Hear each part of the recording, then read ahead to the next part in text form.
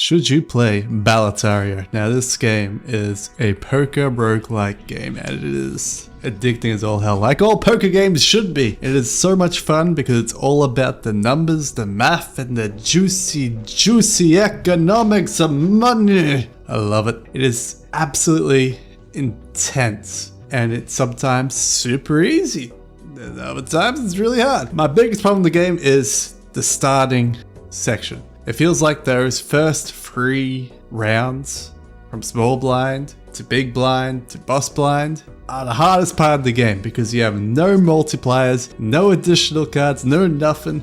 You're just playing poker. And poker is a very hard and mathematical game. You have to work out the probability of are you going to draw the specific card that you need for your specific hand for it to be a flush, a straight, a 2 pair, if I want a 2 pair, a full house, a royal flush, a 4 of a kind, triple, all those things. And you gotta work that all in your head really fast in poker.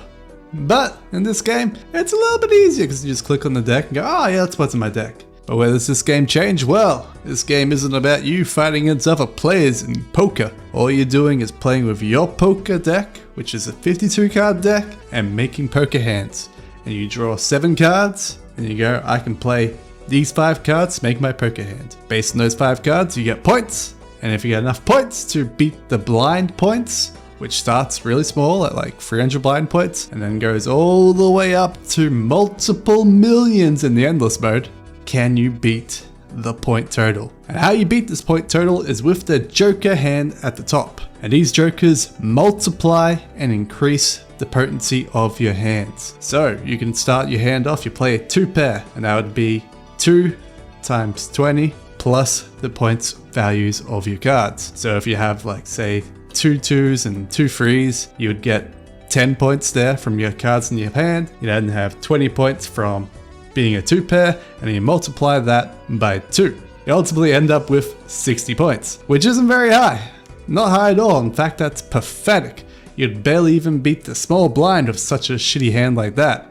But and then eventually you start getting these jokers that add point totals to your thing. So there might be a joker that adds 50 point total to your hand. So it now becomes 70 times 2, 140. Still not great, but it's getting there. You then have a joker that adds a multiplier of 4. So that 70 now becomes 280. That's great. Hugely better. 4 times better. But where the game gets even more intense is where they have multiplications of the multipliers. So you have your 4 multiplier, and then you have your 3 times that 4 multiplier, making it 12. And so your 70 points is now becoming 840 points.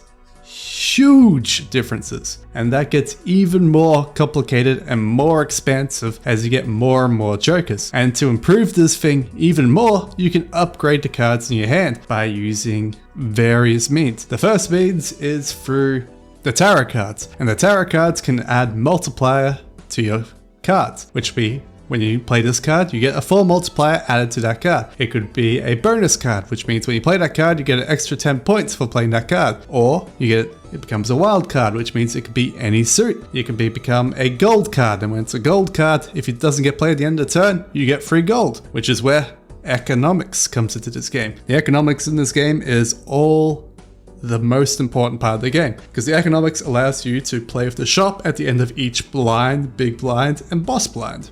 And in this shop, you can find various things, such as the tarot cards, the joker cards, and the planet cards. Now the planet cards, they improve your hands. So if you get a planet card that improves your pair, every time you play a pair from now on, it has a bigger base total. So it goes from your basic pair of, which is 10 times 2, becomes 20 times 3. Because you upgrade your pair once. And this gets even more and more because it keeps adding more and more to it, which increases your base total and your base multiplier.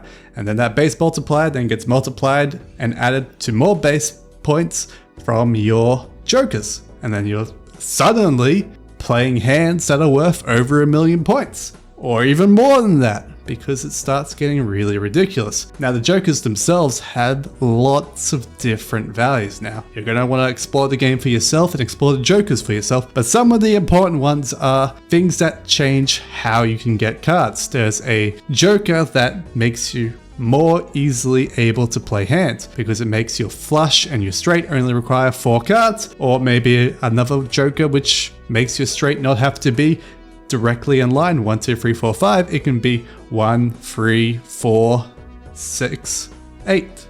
You know, lots of different things to make it easier to play hands.